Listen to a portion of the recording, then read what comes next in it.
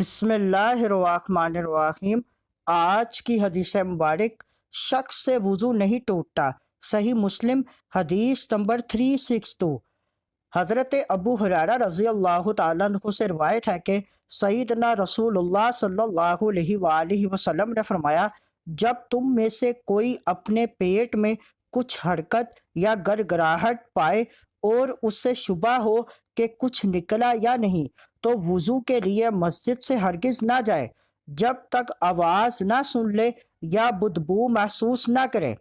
اس حدیث مبارک سے متعدد باتیں معلوم ہوئیں۔ نمبر 1، شیطان ہوا خارج ہونے کا وسوسہ ڈالے تو جب تک آواز یا بدبو وغیرہ سے ہوا نکلنے کا یقین نہ ہو اس وقت تک وضو برقرار رہے گا، لہٰذا اس صورت میں نماز کو جاری رکھنا چاہیے۔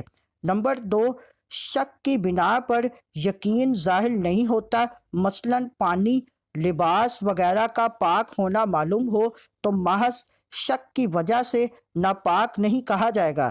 نمبر 3، اگر کوئی عذر نہ ہو تو نماز مسجد میں ادا کرنی چاہیے۔ نمبر 4، شیطانی وساوس کا علاج یہ ہے کہ ان کی طرف توجہ نہ کی جائے۔ اس حدیث مبارک کو اپنے دوستوں کے ساتھ لازمی شیئر کریں۔ مزید معلومات کے لیے ہمارے چینل کو لائک اینڈ سبسکرائب کریں۔